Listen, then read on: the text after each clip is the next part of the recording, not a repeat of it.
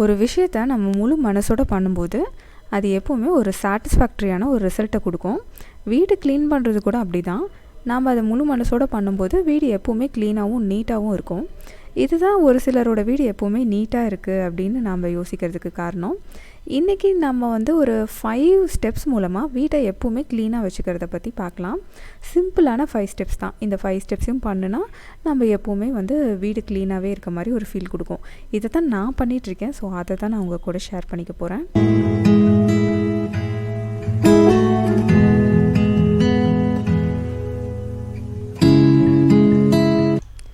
வீட்டோட ஹார்ட் அப்படின்னு பார்த்திங்கன்னா அது கிச்சன் தான். ஸோ எப்பவும் க்ளீனிங் ஆரம்பிக்கும் போது நான் கிச்சனில் இருந்து தான் ஆரம்பிப்பேன். கிச்சனில் ஓப்பனாக இருக்கிற ஷெல்ஃப்ஸை மட்டும்தான் ரெகுலர் க்ளீனிங் பண்ணுவேன். மற்றது எல்லாத்தையும் 6 months ஒன்ஸ் அப்படி தான் க்ளீன் பண்ணுவேன். இந்த கார்னரில் இருக்க ஆயில் ரேக்கில் தான் எல்லா பிஸ்க்கும் இருக்கும். அதை க்ளீன் பண்ணி வைக்கும் போதே வீடு பளிச்சுன்னு ஆகிட்ட மாதிரி ஒரு ஃபீல் கிடைக்கும். அண்ட் ஓப்பன் ஷெல்ஃப்ஸு இது எல்லாத்தையுமே நான் ஜஸ்ட் வினிகரை ஸ்ப்ரே பண்ணி க்ளீன் பண்ணிடுவேன். அந்த மாதிரி பண்ணும்போது என்ன பிஸ்கெல்லாம் ஆட்டோமேட்டிக்காக போயிடும். எல்லாத்தையும் க்ளீன் பண்ணிவிட்டு கடைசியாக நம்ம ஒரு லெமன் கிராஸ் ஆயிலோ இல்லை பெப்பர்மெண்ட் எசென்ஷியல் ஆயில் இந்த மாதிரி எசென்ஷியல் ஆயில் ஏதாவது யூஸ் பண்ணி நான் அந்த இடத்த தொடச்சி விட்டுட்டோம்னா நல்லா வாசனையாக இருக்கும். இதனால் மஸ்கிட்டோஸ் வர்றது அண்ட் காக்ரோச் வர்றதெல்லாம் ரொம்பவே அவாய்ட் ஆகும். கவுண்டர் டாப்பில் இருக்கிற பொருட்களை எல்லாம் நான் எப்பவும் க்ளீன் பண்ணி வைக்கிறதுனால அந்த இடத்துல அது கொஞ்சம் எண்ணெய் பிசுக்கு இல்லாமல் இருக்கும். ஸோ எண்ணெய் பிசுக்கு அவாய்ட் பண்ணுறது தான் கிச்சனோட ரெகுலர் க்ளீனிங்கில் ஃபஸ்ட்டு இம்பார்ட்டண்ட் திங்கே. அண்ட் இந்த கார்னர் ஷெல்ஃபில் அந்த வழியாக தான் கேஸ் டியூப் போகிறது அப்படிங்கிறதுனால அந்த இடத்துல ஒரு ஹோல் இருக்கனால அது வழியாக நிறைய நம்ம குக் பண்ணும்போது விழுகிற பொருளெல்லாம் அது வழியாக உள்ளே விழுந்துடும். ஸோ அந்த கார்னர் ஷெல்ஃபையும் நான் எப்போது ரெகுலராக க்ளீன் பண்ணிடுவேன். அண்டு ஆயில் பாட்டில்ஸ் எல்லாம் ஃபுல்லாக எண்ணெயெல்லாம் ஊற்றி எப்பவும் ரெகுலராக பண்ணிகிட்ருக்க மாட்டேன். அண்ட் சுடு தண்ணி வச்சு அதில் கொஞ்சம் வினிகர் இல்லாட்டி இந்த பயோ என்சைம் ஊற்றிட்டு அண்ட் அதை தொட்டு தொடச்சி விட்டுருவேன். இந்த மாதிரி தொடச்சிட்டு ஒரு ட்ரை கிளாத்தில் வச்சு தொடச்சி எடுத்துட்டோன்னா போதும், பாட்டில்ஸ் எல்லாம் பளிச்சுன்னு ஆகிடும். ஸோ நம்ம ஏன்னா கண்ணாடி பாட்டில்ஸ் அப்படிங்கிறதுனால அதை கொஞ்சம் எண்ணெய் பிசுக்கு இல்லாமல் வைக்கிறதுனால நம்ம கொஞ்சம் ஹேண்டில் பண்ணுறப்ப கொஞ்சம் சேஃப்டியாக இருக்கும். அதுக்காக தான் இந்த க்ளீனிங்கு. அண்ட் உப்பு ஜாடி இது எல்லாத்தையுமே ரொம்ப பார்த்திங்கன்னா மேலே டஸ்ட் படிஞ்சிருக்கும். ஸோ அதெல்லாம் இந்த மெத்தட்லேயே க்ளீன் பண்ணிடுவேன்.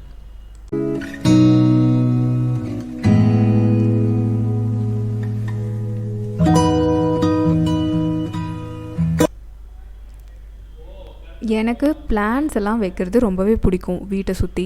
ப்ளஸ் வீட்டுக்குள்ளேயும் நிறைய இன்டோர் பிளான்ஸ் வச்சுருப்பேன். அண்டு ப்ரொபகேட் பண்ணுறதுக்காக இந்த மாதிரி பாட்டில்ஸில் நிறைய இடத்துல வச்சுருப்பேன். கிச்சனில் நம்ம அதிகமாக அங்கே தான் நின்று சமைச்சிட்டு ஒரு நாள் ஃபுல்லாக ஸ்பெண்ட் பண்ணிகிட்ருக்கோம். ஸோ அந்த மாதிரி இடத்துல இந்த மாதிரி க்ரீன் கலரில் ஒரு பிளான்ட் வைக்கும்போது அந்த இடமே டோட்டலி சேஞ்ச் ஆகிடும் அண்ட் ரொம்ப ரெஃப்ரெஷிங்காகவும் எனக்கு ஃபீல் ஆகும். அதனால் கிச்சன் சுற்றி நான் எப்படியும் ஒரு 2-3 பிளான்ஸாவது ப்ரொபகேட் பண்ண வச்சுருப்பேன். அண்ட் கிச்சனில் அடுத்த கவுண்டர் டாப்க்கு அப்புறம் அதிகமாக யூஸ் பண்ணுற இடம்னு பார்த்திங்கன்னா நான் இந்த ரேக்கு தான். இங்கே தான் எல்லா வெஜிடபிள்ஸையும் வச்சுருப்பேன். மோஸ்ட்லி நான் முடிஞ்ச அளவுக்கு வெஜிடபிள்ஸை இந்த வெளியில் வச்சு தான் யூஸ் பண்ணிகிட்ருப்பேன். இங்கே பெங்களூரில் கிளைமேட்டும் நல்லா இருக்கிறனால வெளியில் இருந்தாலே ஒன்றும் ஆகிறதில்ல வெஜிடபிள்ஸ் எல்லாம்.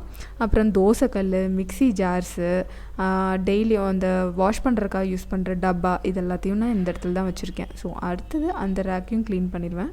ஸோ மோஸ்ட்லி கிச்சனில் உள்ளே இருக்க வேலையெல்லாம் முடிஞ்சுது. கிச்சனோட செகண்ட் பார்ட் என்னென்னு பார்த்திங்கன்னா யூட்டிலிட்டி ஏரியா. யூட்டிலிட்டி ஏரியாவில் தான் டஸ்ட்பின்னு, சிலிண்டர்ஸு, பிளாஸ்டிக் கவர்ஸ், பிளாஸ்டிக் டப்பா, பயோ என்சைம், நான் பண்ணுற லிக்விடு, நான் புதுசாக ஏதாவது ட்ரை பண்ணுற புது ப்ராஜெக்ட்டு, மைக்ரோக்ரீன்ஸு, இந்த மாதிரி நிறைய விஷயம் அந்த யூட்டிலிட்டி ஏரியாவில் தான் இருக்கும்.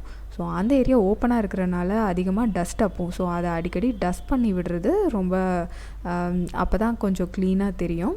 நான் இப்போ பயோ என்சைம் கூட ஒன்று ரெடியாகி இருந்துச்சு. அதை எடுத்து இன்னொரு பாட்டிலில் ஊற்றி வச்சுட்டு அந்த பயோ என்சைமோட கடைசியில் அந்த ஆரஞ்சு தோல் அதுக்கு யூஸ் பண்ணுவோம் இல்லையா, அதெல்லாம் நான் கம்போஸ்ட்குள்ளே போட்டு மூடி வச்சுட்டேன். இது நீங்கள் வேணும்னா டாய்லெட்டு இந்த மாதிரி எதுக்காவது ஃப்ளஷ் பண்ணவும் யூஸ் பண்ணிக்கலாம்.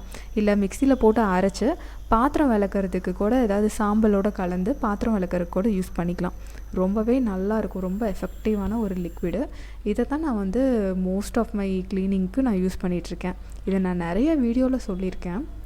இங்கே யூட்டிலிட்டி பாருங்கள் ஓப்பனாக இருக்கிறனால அடிக்கடி க்ளீன் பண்ணியே எப்படி இருக்குது அப்படின்னு சொல்லிட்டு இந்த மாதிரி ஒரு பார்க்கும்போது நமக்கு ஒரு திருப்தியாக இருக்காது. ஸோ இதை ரெகுலர் க்ளீனிங் ரொம்ப ரொம்ப இம்பார்ட்டன்ட். நான் ஃபஸ்ட் ஏன்னா டஸ்ட் பண்ணி விட்டுட்டு நான் க்ளீன் பண்ணி விட்டால் தான் எனக்கு ஒரு திருப்தியாகவே இருக்கும். இந்த கிச்சன் கவுண்டர் டாப் க்ளீனிங், நம்ம டூல்ஸ் க்ளீனிங்கு, அப்புறம் ஓப்பன் ஷெல்ஃபெல்லாம் க்ளீன் பண்ணுறது அண்ட் யூட்டிலிட்டி க்ளீனிங், இது எல்லாத்துக்கும் சேர்த்து ஒரு 30 மினிட்ஸ் தான் எடுக்கும். 30 to 40 மினிட்ஸ். இதை ரெகுலராக 15 டேஸ் ஒன்ஸ் பண்ணுறதுனால எனக்கு இது ஒரு ஹேபிட்டாகவே ஆயிடுச்சு. 15 டேஸ் ஒன்ஸுக்கு முன்னாடியே இது வந்து ரொம்ப டர்ட்டாக இருக்க மாதிரி ஃபீல் ஆனால் கூட நான் இதே ப்ராசஸை ரிப்பீட் பண்ண ஆரம்பிச்சிருவேன். இதை நான் ஒரு ஹேபிட்டாக ஃபார்ம் பண்ணிட்டனாலே என்னமோ எப்போவுமே அந்த ஏரியாஸ் வந்து க்ளீனாக இருக்கும். அண்டு எனக்கும் அது ஒரு பெரிய ஒரு ஸ்ட்ரெஸ்ஃபுல்லாக இருக்காது அந்த க்ளீனிங். கிச்சன் க்ளீனிங் பண்ணிவிட்டு செகண்ட் நான் கான்சன்ட்ரேட் பண்ணுற இடம் அப்படின்னா இந்த சோஃபா தான். இந்த சோஃபா வந்து லிவிங் ரூமில் இருக்க ஒரே ஃபர்னிச்சர் இதுதான். அண்ட் டைனிங் டேபிளும் இப்போ வந்திருக்கு. பட் அதை வந்து பெருசாக யூஸ் பண்ண மாட்டோம். இந்த லிவிங் ரூமில் இந்த சோஃபாவை தான் அதிகமாகவே நாங்கள் யூஸ் பண்ணுவோம். ஸோ அந்த சோஃபா ஃபேப்ரிக்காக இருக்கிறனாலையும் என்னமோ ரொம்ப டஸ்ட்டு வந்து அட்ராக்ட் ஆகுது. ஸோ இந்த கார்பெட் ப்ரஷ்ஷை வச்சு தான் நான் அதை க்ளீன் பண்ணுவேன். ஒரு வேக்யூம் க்ளீனர் யூஸ் பண்ணி க்ளீன் பண்ணுறக்கும் 15 டேஸ் ஒன்ஸ் இந்த மாதிரி கார்பெட் ப்ரஷ் யூஸ் பண்ணி க்ளீன் பண்ணுறக்கும் பெரிய டிஃப்ரென்ஸ் ஒன்றும் தெரியல. இன்ஃபேக்ட் எனக்கு இந்த கார்பெட் ப்ரஷ் யூஸ் பண்ணுறது ரொம்பவே ஈஸியாக இருக்குது. இதை க்ளீன் பண்ணும்போது கொஞ்சம் இந்த டஸ்ட் அலர்ஜியெல்லாம் இல்லாமல் ரொம்ப ப்ரீத்திங்கே நல்லா இருக்க மாதிரி இருக்கும் அந்த சோஃபாவை க்ளீன் பண்ணிட்டோன்னா. தேர்ட் ஸ்டெப் நம்ம க்ளீனிங்கோட ப்ராசஸில் தேர்ட் ஸ்டெப் என்னென்னு பார்த்தீங்கன்னா விண்டோ டஸ்ட் பண்ணுறது தான். நான் எப்போவுமே இந்த விண்டோஸ் டஸ்ட்டிங்கை வந்து ரொம்ப இம்பார்ட்டன்ஸ் கொடுப்பேன். ஏன்னா அதுதான் வந்து நம்ம அவுட் சைட் வேர்ல்டுக்கு ஒரு கனெக்ஷனே. ஸோ இந்த விண்டோஸை நம்ம க்ளீனாக வச்சுக்கிறதுனால அண்ட் டஸ்ட் ஃப்ரீயாக வச்சுக்கிறதுனால நம்ம வீட்டுக்குள்ளே வந்து இந்த டஸ்ட் அலர்ஜி இப்போல்லாம் நிறைய பேர்த்துக்கு அந்த அலர்ஜி இருக்குது. ஸோ அதெல்லாத்தையும் நம்ம ரொம்பவே அவாய்ட் பண்ணலாம். இந்த கார்பெட் ப்ரஷ் யூஸ் பண்ணியே சிம்பிளான ஒரு 10 மினிட்ஸ் க்ளீனிங் தான் இந்த விண்டோஸ் எல்லாத்தையும் பண்ணுவேன். அண்ட் அது ரொம்பவே எஃபெக்டிவாக இருக்குது அண்ட் ஹெல்ப்ஃபுல்லாகவும் இருக்குது. வீடை வந்து க்ளீனாக காட்டுறதுல அது ரொம்ப இம்பார்ட்டண்ட் பார்ட் அப்படின்னு நான் நினைக்கிறேன். நம்ம வீட்டில் ஆக்டிவாக இருக்கிற முக்கியமான ஆளுங்கன்னு பார்த்திங்கன்னா குழந்தைங்க தான். ஸோ அவங்க ரூமை க்ளீன் பண்ணுறது தான் அடுத்த இம்பார்ட்டண்ட் ஸ்டெப். இந்த ஸ்டெப்பை முடிச்சிட்டோனாலே ஃபுல் வீடும் க்ளீன் ஆகிடும். ஏன்னா குழந்தைங்க ரூமில் தான் அதிகமான விஷுவல் கிளட்டர் இருக்கும். ஏன்னா எல்லாத்தையும் எடுத்தபடி போட்டு போயிடுவாங்க சம்டைம்ஸ். ஸோ அதெல்லாம் க்ளீன் பண்ணி முடித்தாலே நமக்கு most of the 99% cleaning over. So இதெல்லாம் பண்ணி முடிக்கும் போதே எனக்கு கொஞ்சம் டயர்ட் ஆயிடுச்சு. ஸோ ஒரு சின்ன பிரேக் எடுத்துகிட்டு நெக்ஸ்ட்டு ஸ்டெப்பை கண்டினியூ பண்ண போகிறேன். ஒரு சின்ன காஃபி பிரேக் தான். அண்ட் காஃபி பிரேக் எடுத்துகிட்டு நானும் ரெஃப்ரெஷ் ஆகிட்டு வந்துட்டேன். காலையில் ஆரம்பித்த க்ளீனிங் ஒர்க் ஆல்மோஸ்ட்டு மத்தியானம் ஆகப்போகுது. அண்ட் இப்போ தான் முடிஞ்சுது. அண்ட் நடுவில் பிரேக் எடுத்து தான் பண்ணேன். ரொம்ப எஃபர்ட்டெல்லாம் இதுக்காக போடல. ஒரு 2 hours ஸ்பெண்ட் பண்ணாலே வீடு வந்து ரொம்பவே க்ளீன் ஆகிடுச்சு. ரொம்ப சாட்டிஸ்ஃபைடாக இப்போ எனக்கு ஃபீல் ஆச்சு. அண்டு இனிமேல் வந்து சின்ன எல்லாத்தையும் அரேஞ்ச் பண்ணுற வேலை தான். அதுக்கு முன்னாடி ஈவினிங் வந்து MangoJam பண்ணணும் அப்படின்னு பிளான் பண்ணியிருந்தேன். புஜு ஸ்கூல்லேருந்து வந்தோன்னா கண்டிப்பாக ஃபஸ்ட்டு இதை தான் கேட்பான். ஏன்னா நான் காலையிலேயே நான் வந்துட்டு சொல்லிட்டேன். அண்ட் ராஸ்பெரி மேங்கோஸ் ரொம்ப ஸ்வீட்டாக இருந்தது. எனக்கு ரொம்ப பிடிச்ச விஷயம் க்ளீனிங் தான். அதை விட ஒரு ஸ்டெப் அதிகமாக எனக்கு ஹோம்மேட் திங்ஸை வீட்லேயே வந்து கடையில் கிடைக்கிறதெல்லாம் வீட்லேயே பண்ணி சாப்பிட்ணும் அப்படிங்கிறது எனக்கு இன்னொரு தனி பேஷன் கூட சொல்லலாம். நான் இன்றைக்கி வந்து MangoJam வந்து வீட்லேயே ப்ரிசர்வேட்டிவ் இல்லாமல் கலரெல்லாம் ஆட் பண்ணாமல் நேச்சுரலாக ஃபுல்லி ஹெல்த்தியாக அதை பண்ணி சாப்பிட்ணும் அப்படின்னு எனக்கு ஒரு ஆசை. அதுவும் இந்த மேங்கோ சீசனில் அதை பண்ணாமல் விட்டால் எப்படி? ஸோ MangoJam-ஐ நான் நாட்டு சர்க்கரை யூஸ் பண்ணி தான் பண்ணேன். ரொம்ப சூப்பராக வந்திருந்து. கேஸ்ட் அயனில் பண்ணனால நினைக்கிறேன். ப்ளஸ் ஜாகரி ஆட் பண்ணி கொஞ்சம் ஆப்பிளையும் ஆட் பண்ணனால அதோட கலர் வந்து கொஞ்சம் பிளாக்பெர்ரி ஜாம் மாதிரி வந்திருந்தது. பட் அதுதான் அதோட நேச்சுரல் கலர். நீங்கள் வெறும் மேங்கோஸ் யூஸ் பண்ணி பண்ணாலுமே டார்க் கலரில் தான் இருக்கும். கடையில் கிடைக்கிற மாதிரி ஃபுல் எல்லோயிஷாலாம் இருக்காது. ஸோ புஜு ரொம்ப என்ஜாய் பண்ணி அதை சாப்பிட்டான். டேஸ்ட்டு ரொம்ப எக்ஸலண்ட்டாக இருந்தது. இனி நம்மளோட லாஸ்ட் ஸ்டெப்பான நம்ம மேட்டெல்லாம் அரேஞ்ச் பண்ணி விட்டுறணும். பழைய மேட்டில் நிறைய டெட் பார்ட்டிகல்ஸ் இருக்கும். கால்லையும் நம்ம பாதத்தில் தான் அதிகமான டெட் பார்ட்டிகல்ஸ் இருக்கும்.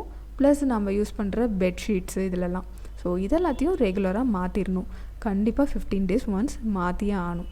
அதெல்லாம் மாற்றும் போது நம்மளோட கடைசி ஸ்டெப்பு க்ளீனிங்கில் எல்லாமே ஓவர் ஆயிடுச்சு. கெஸ்ட் யாராவது வராங்கன்னா நீங்கள் இந்த 5 ஸ்டெப்பை ஃபாலோ பண்ணி ஒரு 2 மணி நேரத்தில் முழு வீட்டையும் பளிச்சுன்னு சுத்தமாக்கிடலாம். ட்ரை பண்ணி பாருங்கள். அண்டு கடைசியாக நான் வந்து இன்றைக்கி பண்ண போகிற வேலைன்னு பார்த்திங்கன்னா இந்த மிக்ஸ்டு ஹெர்ப்ஸ் வீட்லேயே பண்ணுறது தான். நான் பால்கனிலேருந்து ஆல்ரெடி நிறையா வந்திருந்த ஹெர்ப்ஸ் எல்லாத்தையும் கட் பண்ணி வச்சுருந்தேன். இது வந்து என்னோடய பால்கனி கார்டன்லேருந்து வந்தது தான். மழை அதிகமாக பெஞ்சிட்டு இருக்கிறதுனால இதை வெளியில் காய வைக்க முடியல. ஸோ அவனில் வந்து ஒரு 100 degreesல 30 minutes வச்சு எடுத்தேன். ரொம்ப சூப்பரான மிக்ஸ்டு ஹெர்ப்ஸ் ரெடி ஆகிடுச்சு. அடுத்த ஹோம்மேட் ப்ராடக்ட் இது வந்து நான் எல்லா பருப்பு குழம்பு அப்படின்ட்டு எல்லாத்துலேயும் போடுவேன். ரொம்ப நல்ல விஷயம் தானே. ஸோ இந்த வீடியோ உங்களுக்கு பிடிச்சிருந்ததுன்னா மறக்காமல் ஒரு லைக் போட்டுருங்க. இன்னொரு நல்ல வீடியோவில் உங்களை மீட் பண்ணுறேன். Bye friends.